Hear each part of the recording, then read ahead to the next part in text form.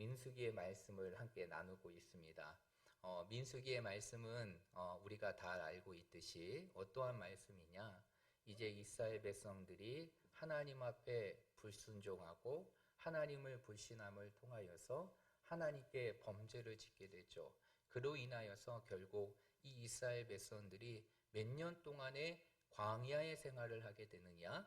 40년 동안의 광야의 생활을 하게 됩니다. 그 40년 동안의 광야의 생활을 기록한 말씀이 바로 이 민수기의 말씀인 것입니다. 그런 가운데서 이제 우리가 이제 14장까지 이 불순종의 대표적인 사건이었던 가데스 바네아의 사건에 대한 내용들을 함께 살펴보았고, 지난주에 하나님께서 너희와 함께 하시지 않겠다라고 말씀하셨음에도 불구하고 드늦게 이제 자신의 잘못을 깨달은 이스라엘 백성들이 가나안에 올라가서 그 전쟁에서 오히려 실패하는 모습을 보게 되었어요. 그것을 통해서 우리가 깨달은 것이 두 개 있었습니다. 결국 진정한 회개는 상황을 모면하려고 하는 형식적인 회개가 아니라 하나님을 향한 진정한 회개가 있어야 된다는 것이고, 우리의 삶의 모든 승리는 누구로부터 오게 되는 것이냐? 하나님과 함께함으로부터 온다는 사실을 우리가 지난 시간의 말씀을 통해 함께 나누었습니다. 그리고 이제 오늘 15장의 말씀은 여러분들이 딱 보아도 알 수 있듯이 이 15장의 말씀은 어떠한 말씀이냐? 뭐에 대한 말씀인 것 같습니까? 하나님께 드리는 뭐에 대한 말씀이죠? 그렇죠. 제사에 대한 말씀입니다. 현재 이제 이스라엘 백성들은 광야의 생활 속에 있고 이제 40년 동안의 광야의 삶을 살아가야 되는 것이, 그런 가운데에서 그 40년 동안의 광야의 시간 속에서 그들이 하나님 앞에 어떻게 절기를 지키고 어떻게 제사를 드려야 될지를 설명해 주는 말씀이 바로 15장의 말씀이에요. 그러다 보니까 우리가 조금 어려울 수 있습니다. 그러나 우리가 이 전체적인 내용들을 우리가 살펴보면 그렇게 어려운 부분들은 아닌 것입니다. 그래서 이 15장의 내용은 이제 이스라엘 백성들이 광야의 생활을 하면서 하나님께 드려야 될 제사의 모습, 그리고 제물에 대한 부분들을 소개하고 있는 것이 15장의 말씀이라는 것이죠. 그래서 오늘 3절의 말씀에 보면 그 부분들을 종합적으로 설명합니다. 우리 3절의 말씀 한번 읽어보겠습니다. 시작.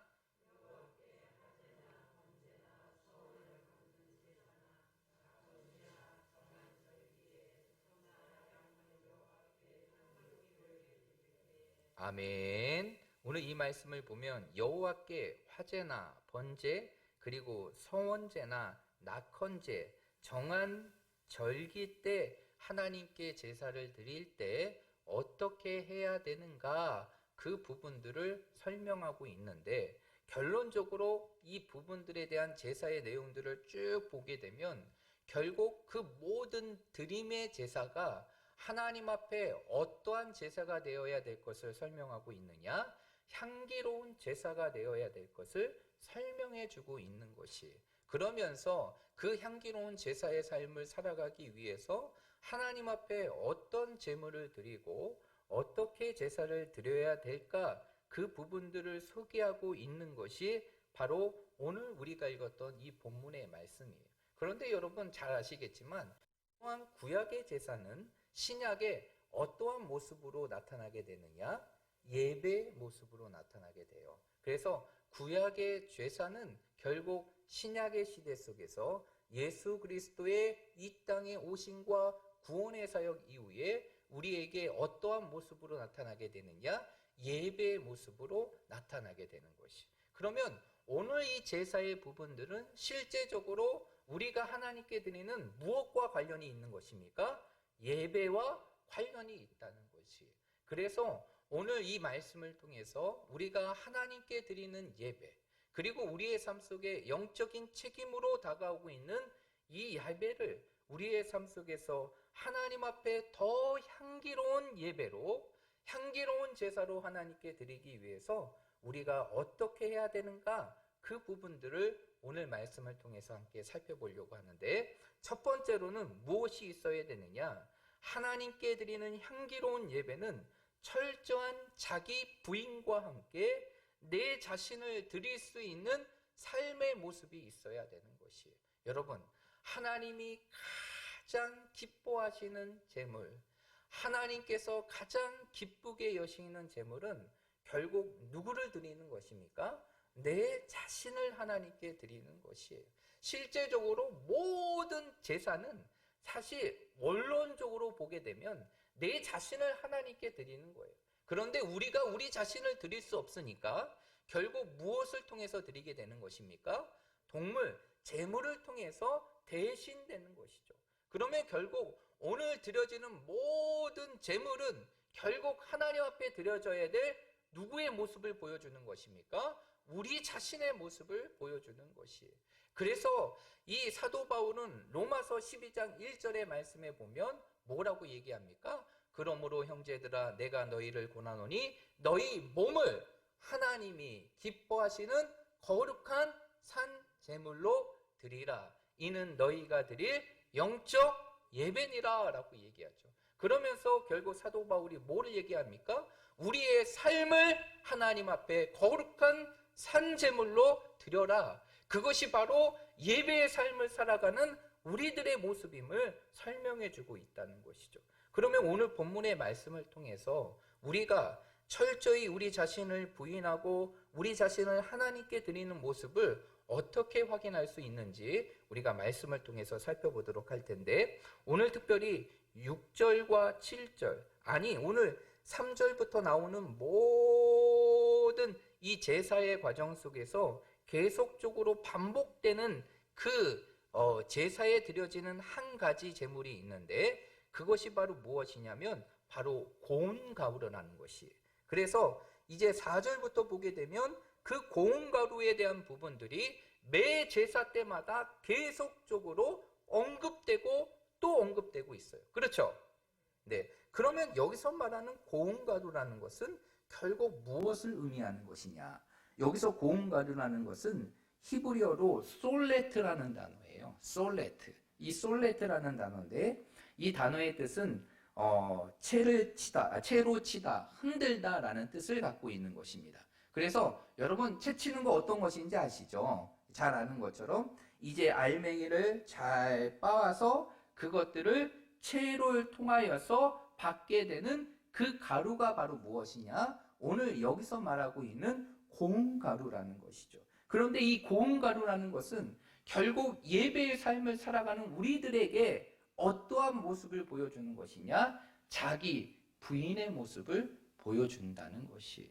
그러면 결국 이 제사에 나오는 고운 가루는 다른 것을 의미하는 것이 아니라 우리의 삶을 드리고 우리가 거룩한 산 제물이 되어야 될 우리의 삶 속에서 어떠한 모습을 보여주는 것이냐? 내 자신을 부인하는 모습을 바로 무엇으로 표현하게 되느냐? 고운 가루의 모습으로 표현하게 된다는 것이. 그러면 여러분, 내 자신을 부인한다라는 것이 무엇을 의미하는 것일까요? 내 자신을 부인한다. 내 자신을 부인한다는 것이 무엇입니까? 무엇입니까? 내 자신을 부인한다는 것을 한마디로 정의한다면 이렇게 설명할 수가 있어요. 어떻게 설명할 수 있느냐? 바로 하나님이 내 삶의 주관자 되심을 인정하고, 그리고 그 주관자 되시는 하나님 앞에 내 뜻을 버리고 온전히 하나님의 뜻에 순종하며 살아가는 삶의 모습이 자기 부인을 의미하는 것이에요. 그래서 하나님이 내 삶의 주관자가 되셔서 그 하나님 앞에 내 모든 뜻을 버리는 거죠. 내려놓는 것입니다. 그리고 내 삶을 그 주관자 되시는 하나님 앞에 온전히 드려서 순종의 삶을 살아가는 것이 바로 무엇이냐? 자기 부인의 의미라는 것이죠. 그렇기 때문에 결국 예배자의 삶을 살아가는 우리들이 우리의 삶 속에서 하나님께 예배 드릴 때마다 끊임없이 우리의 삶 속에 고백되어야 될 것이 바로 무엇이냐면 내 자신을 부인하는 것이, 내 자신을 부인한다는 것은 한마디로 내 삶의 주관자가 누구심을 인정하는 것입니까? 하나님이심을 인정하는 것이. 여러분, 여러분의 삶 속에 이러한 고백이 있기를 주님의 이름으로 축복합니다. 이 예배의 자리에 설 때마다, 이 예배의 자리에서 하나님께 내 자신을 드릴 때마다 우리의 가슴 속에 내 삶의 주관자는 누구시다? 하나님이시다. 내 삶의 주관자는 내가 아니라 하나님이심을 날마다 우리의 삶 속에 고백함을 통하여서 이 예배의 자리가 하나님 앞에 우리 자신을 거룩한 산제물로 드릴 수 있는 그러한 삶의 모습이 되시기를, 그러한 예배자의 삶이 되시기를 주님의 이름으로 축복합니다. 그런데 오늘 본문의 말씀은 단순히 자기 부인만을 말하는 것이 아니라 우리 자신을 하나님께 드릴 수 있어야 될 것을 설명해 주고 있다는 것이 7절의 말씀 한번 볼까요? 7절의 말씀에 보면 이제 제사의 제도 가운데 어떠한 제사의 형태를 설명하고 있느냐? 전제에 관한 부분들을 설명하고 있어요. 여러분, 이 전제라는 것은 한마디로 무엇이냐면 무엇을 부어서 드리는 것이 전제입니다. 그런데 오늘 7절의 말씀에 보니까 이렇게 기록합니다. 전제로 포도주 3분의 1 흰을 들여 여호와 앞에 뭐하게 할 것이요? 향기롭게 할 것이요 라고 얘기합니다. 전제로 하나님께 드릴 때 그 모든 것은 포도주 3분의 1 흰을 드림을 통해서 하나님께 향기로운 제사로 드려야 된다라고 말하고 있어요. 그러면 여기서 전제라는 것이 결국 무엇을 의미하는 것이냐? 전제라는 것은 아까도 얘기했지만 하나님 앞에 부어서 드리는 제사를 의미하는 것인데, 이것은 단순히 그냥 부어서 드리는 제사를 의미하는 것이 아니라 이 전제에는 무엇이 전제되어 있냐면 바로 내 자신을 하나님께 드려야 될 것을 설명하는 것이에요. 결국 무엇을 부려서 드린다는 것은 결국 그곳에 부어져야 되고 드려져야 될 것이냐? 내 전제의 모습을 통해 당깁니다. 그러므로 결국 오늘 말씀을 통해서 우리가 하나님 앞에 온전한 예배의 삶을 살아가기 위해서는 우리의 삶 속에 두 가지의 모습이 있어야 돼요. 첫 번째, 누구를 부인하는 모습? 내 자신을 부인하는 모습. 그래서 내 자신을 부인하고 내 삶의 주관자이신 하나님을 인정하고 그 하나님 앞에 내 모든 것을 내려놓고 하나님의 뜻에 순종할 수 있는 믿음의 자세가 있어야 되고, 또 한 가지, 그 예배로 드리는 이 모든 예배의 자리가 내 자신을 부인할 뿐만 아니라 누구를 하나님께 드릴 수 있는 시간? 하나님께 드리는 것이 우리의 삶 속에 정말 이 예배의 자리가 하나님 자신을 드릴 수 있는 시간이라고 하면 우리의 삶 속에 졸음이 올까요? 우리의 삶 속에 졸음이 하나님 앞에 내 자신을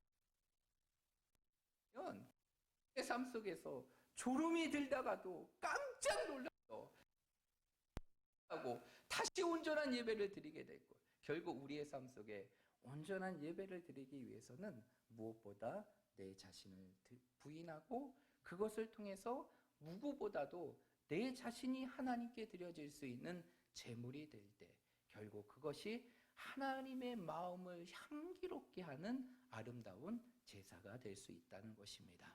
그러므로 우리 사랑하는 모든 성도들이 오늘 이 말씀을 여러분의 삶 속에 기억하시고, 이 오후의 시간 피곤하시죠? 우리 최 집사님 피곤하시죠?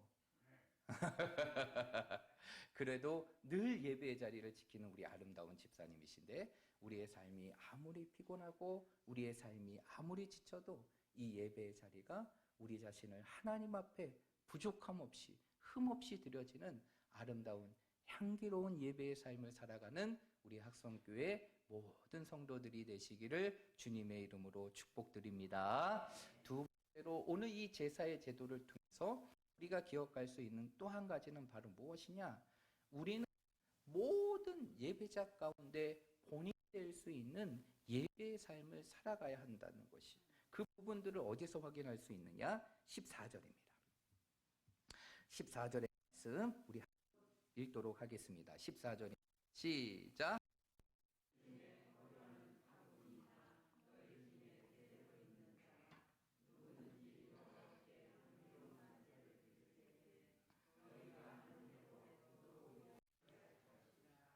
네, 아멘. 오늘 이 말씀을 보게 되면 이 제사의 제도는 단순히 이스라엘 백성에게만 국한되어 있는 게 아니에요. 오늘 제사의 제도를 하나님께서 제정하시고 모세를 통해서 이스라엘 백성들에게 알려주신 백성들만 아니라 오죽과 함께 거류하는 다른 사람들이라도 이러한 제사의 제도를 반드시 드려야 된다라고.